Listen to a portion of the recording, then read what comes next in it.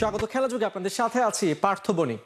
নারী ওয়ানডে বিশ্বকাপে শুভ সূচনা করেছে বাংলাদেশের মেয়েরা। টুর্নামেন্টে নিজেদের প্রথম ম্যাচে কলম্বোয় পাকিস্তানকে উড়িয়ে দিয়ে জয় পেয়েছে নিগার সুলতানা জ্যোতির দল। এই জয় নারী বিশ্বকাপে পাকিস্তানের বিপক্ষে 100% জয় রেকর্ড যেমন অক্ষুণ্ণ থাকলো, একই সাথে বাড়লো মেয়েদের আত্মবিশ্বাসের পারদ। ফয়সাল হাবিবের ম্যাচ রিপোর্ট।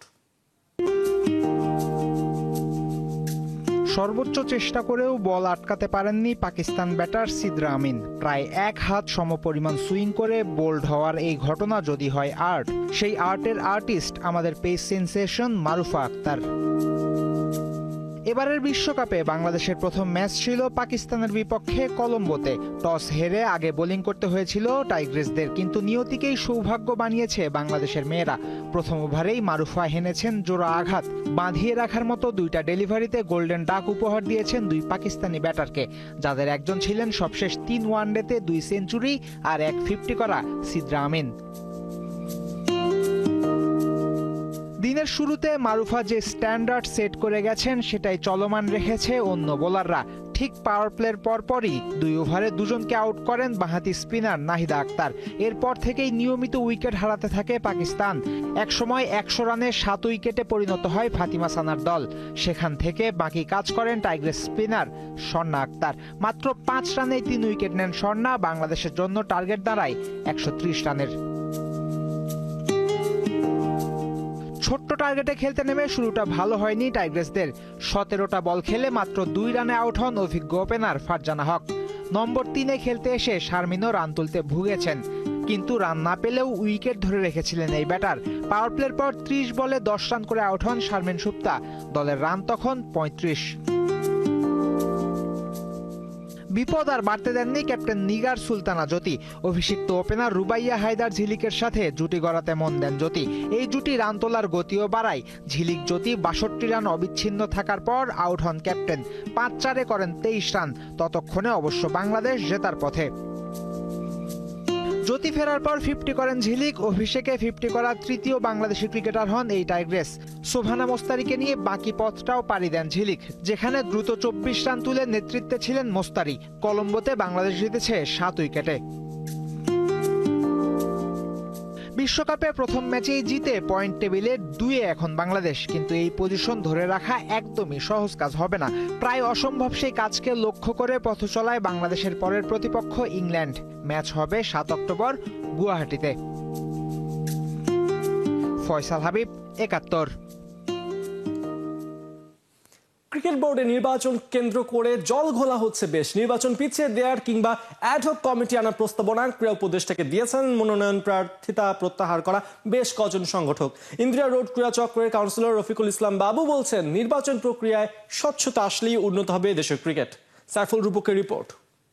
আপনারা বলেন বড় গলায় যে বাংলাদেশে ফিক্সিং বন্ধ করা লাগবে, আগে ইলেকশনের ফিক্সিং বন্ধ করেন, পরে ক্রিকেটের ফিক্সিং বন্ধ করার চিন্তাটা করি। রাগে ক্ষোভে অনিয়ম দেখে প্রতিবাদ করে নির্বাচনের ময়দান ছেড়ে বুধবার রাতেই লন্ডন গেছেন তামিম ইকবাল। আন্তর্জাতিক ক্রিকেটে টাইগার জার্সিতে সবচেয়ে বেশি রান করা ড্যাশিং ওপেনারের ইমেজ নষ্ট করতে মাঠে নেমেছে একটা পক্ষ। ক্রীড়া উপদেষ্টা আসিফ মাহমুদের মধ্যস্থতায় কি বিসিবি নির্বাচনে ফিরবেন তামিম ইকবাল? বুধবার মনোনয়নপত্র প্রত্যাহারের শেষ দিনে তামিমের পথে হেঁটেছেন আরও 15 জন। 24 ঘন্টা না পেরোতেই তামিম বাদে বাকিদের একাংশ হাজির ক্রিকেট বোর্ডে। ক্রীড়া উপদেষ্টার কাছে সমাধান চান ঢাকার ক্লাব ক্রিকেটের কর্তারা।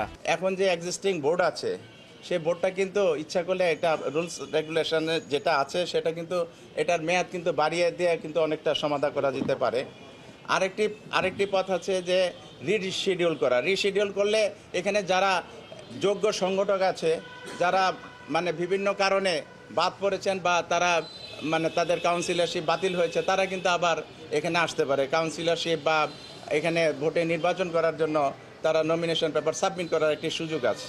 আর আরেকটি জিনিস আছে, সেটা আমি জানি না এটা কভার করবে নাকি, অ্যাডহক কমিটি করেও কিন্তু কিছুদিন চালানো যেতে পারে, কিছুদিনের জন্য।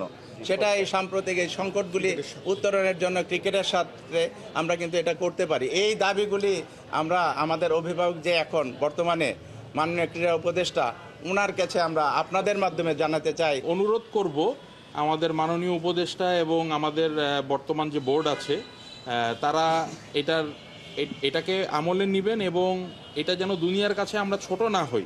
এই জায়গাটার দিকে একটু নজর দিতে হবে ইনশাল্লাহ। ভোটার লিস্ট নিয়ে আপত্তি, নানা রকমের অনিয়ম ঠেকাতে সোচ্চার এই ক্লাব কর্তারা। তাদের মাথায় ঢুকছে না কিভাবে আটকে গেল 15 ক্লাবের কাউন্সিলরশিপ। বিসিবির সাবেক সভাপতি ও বর্তমানে রেঞ্জার্স ক্রিকেট একাডেমির কাউন্সিলর ফারুক আহমেদের রিটেই দুদকের অবজারভেশনে আছে সেই 15 ক্লাব। 5 আগস্টের পরে প্রেসিডেন্ট হিসাবে বাংলাদেশ ক্রিকেট বোর্ডের প্রেসিডেন্ট হিসাবে নিয়োগ পেয়েছিলেন এবং উনি এসেই কিন্তু তখন একটা লিগের আয়োজন করেছিলেন। তখন কিন্তু এই 15টা ক্লাব খেলেছিল। যদি কোনো এই ক্লাবগুলি সম্বন্ধে কোনো দ্বিধাদ্বন্দ্ব থাকতো, ক্লাবগুলির এক্সিস্টিং সম্বন্ধে কোনো প্রশ্ন থাকতো, তাদের ব্যাপারে যদি কোনো মানে ইনকোয়ারি থাকতো, তাহলে তো এই ক্লাবগুলি খেলতে পারতো না। তখন এই সিদ্ধান্তটা হতো। তখন কিন্তু উনি ক্রিকেটের মঙ্গলের জন্য এবং ক্রিকেটকে মানে আরও এগিয়ে নেওয়ার জন্য কিন্তু জটিলতা এড়ানোর জন্য কিন্তু এগুলি সব অ্যালাউ করেছিল এবং এই ক্লাবগুলি কিন্তু তখন বিভিন্ন জনের মানে হাতে ছিল। তখন কিন্তু কোনো সমস্যা হয়নি। সমস্যাটা হয়েছে এই নির্বাচনকে কেন্দ্র করে। এটা একটা দ্বিচারিতা আমি মনে করি। উনিই রিড করেছে, এটা কিন্তু আসলে কেমন হয়, ব্যাপারটা কেমন হয়, উনিই কিন্তু অ্যালাউ করেছেন, উনি আবার রিড করেছেন। 6 অক্টোবর ক্রিকেট বোর্ডের নির্বাচন, মাঝের এই সময়ে নতুন কোনো নাটক কি দেখা যাবে? সাইফুল রূপক, 71। আইএল টি20তে দল না পাওয়া এবারে বিগ ব্যাশে ফুল টাইমার হলেন রবিচন্দ্রন অশ্বিন। সিডনি থান্ডার্সের হয়ে শুধু হাতে গোনা ম্যাচ কিংবা প্লে অফ নয়, খেলবেন পুরো মৌসুম। এদিকে আইএল টি20তে দল না পাওয়ায় মুখ খুলেছেন এই ভারতীয় তারকা। বিস্তারিত রিপোর্টে। ৩৯ বছর বয়স, 15 বছরের ক্রিকেট ক্যারিয়ার, ক্যাবিনেটে কত শত শিরোপা, কিন্তু আইএল টি20তে কেউই তাকে গোনায় ধরল না। আঙুর ফল খেতে না পেরে তাই রবিচন্দ্রন অশ্বিন বলে বেড়াচ্ছেন আঙুর ফলটাই নাকি টক ছিল। অর্থাৎ আইএল টি20 নিলাম থেকে নিজের নাম প্রত্যাহার করার কথা কদিন আগেই নাকি ভেবেছিলেন, কিন্তু কমিটমেন্টের কথা ভেবে সেটা আর করেননি। কি অদ্ভুত যুক্তি ভারতীয় ক্রিকেটারের। আইএল টি20 নিলামে রেজিস্টার্ড প্লেয়ারদের মধ্যে অশ্বিন নিজের দাম হেঁকেছিলেন সর্বোচ্চ, যেটার পরিমাণ ছিল $1,20,000। কিন্তু এই দামে তাকে কেউই কেনেনি। তাই তো কিছুটা ক্ষোভই ঝেড়েছেন স্পোর্টস বিষয়ক ওয়েবসাইট ক্রিকবাজের কাছে। ভারতীয় এই স্পিনারের দাবি এটা নাকি তার সর্বনিম্ন দাম ছিল এবং মানানসই দাম না পেলে ক্যারিয়ারের এই পর্যায়ে এসে খেলার কোনো কারণই দেখেন না।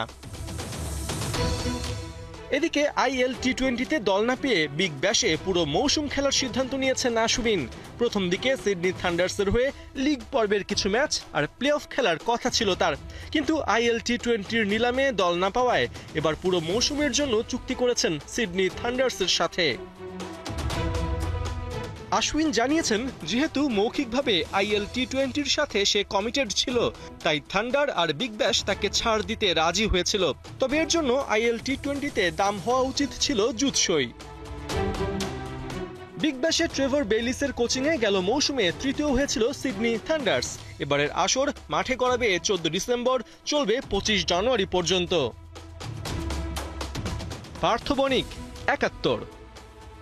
বিশ্বের অন্যতম আধুনিক স্পোর্টস পার্কে খেলার অভিজ্ঞতা নিতে যাচ্ছে বাংলাদেশ। এশিয়ান কাপ বাছাইয়ে হংকং চায়নার বিপক্ষে 14 অক্টোবর অ্যাওয়ে ম্যাচ খেলবে লাল সবুজরা। একদিকে কঠিন প্রতিপক্ষ, সঙ্গে বিপুল দর্শকের উপস্থিতি, হামজা সমিতদের জন্য অপেক্ষা করছে ডাবল চ্যালেঞ্জ। হাসান সজীবের রিপোর্টে বিস্তারিত। কদিন আগেই যে মাঠে খেলে গেছে লিভারপুল, আর্সেনাল, এসি মিলানের মতো জায়ান্ট ক্লাবগুলো, এবার কিনা সেই মাঠেই খেলতে যাচ্ছে হামজা চৌধুরী, জামাল ভুঁইয়ারা। না, গাল গল্প নয়, এটাই বাস্তব।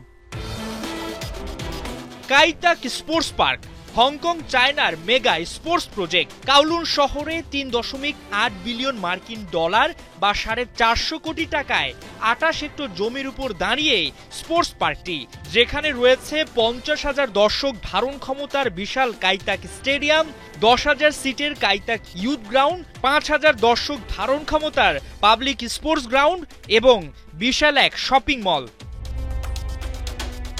স্পোর্টস পার্কটির সবচেয়ে আকর্ষণীয় ও গুরুত্বপূর্ণ অংশ কাইতাক স্টেডিয়াম। 2019 সালে নির্মাণ কাজ শুরু হওয়া প্রজেক্টটি করোনার কারণে সময় মতো চালু করা যায়নি। চলতি বছরের 1 মার্চ জমকালো আয়োজনের মধ্য দিয়ে খুলে যায় হংকং চায়নার সবচেয়ে ব্যয়বহুল স্পোর্টস ভেন্যুটি। কাইতাক স্টেডিয়ামটির ডিজাইন ও সুযোগ সুবিধা বেশ আকর্ষণীয়। বাইরে অ্যালুমিনিয়ামের নজরকাড়া ডিজাইন, ছাদ খোলা বন্ধ করার দারুণ অপশন, মূলত স্টেডিয়ামের বাইরে যাতে শব্দ না যায়, সাধারণ মানুষ বিরক্ত বোধ না করে, সেসব মাথায় রেখে স্টেডিয়াম নির্মাণের পরিকল্পনা করা হয়।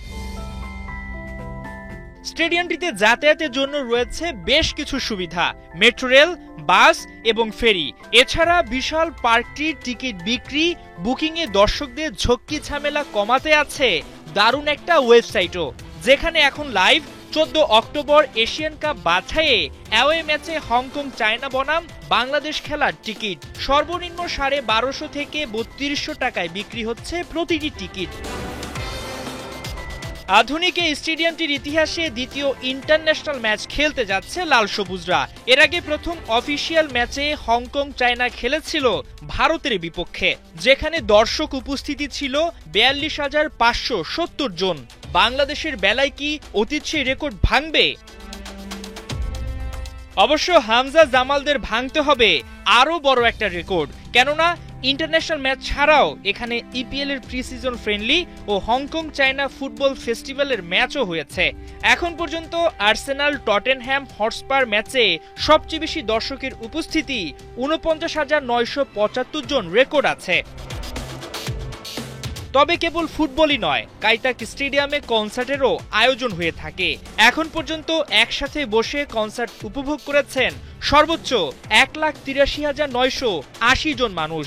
এমন একটা আধুনিক মাঠে নিশ্চয়ই বিপুল দর্শকের উপস্থিতি ও কঠিন প্রতিপক্ষ হংকং চায়নার বিপক্ষে খেলা হামজা, শমিত, ফাহমিদুলদের জন্য বেশ বড় একটা চ্যালেঞ্জই হতে যাচ্ছে। হাসান সজীব, ৭১। এই ছিল এখনকার খেলা যোগে সরাসরি সংবাদ অনুষ্ঠান দেখতে চোখ রাখুন ৭১ ফেসবুক পেজ এবং সাবস্ক্রাইব করুন ৭১ ইউটিউব চ্যানেল। ৭১ সাথেই থাকুন।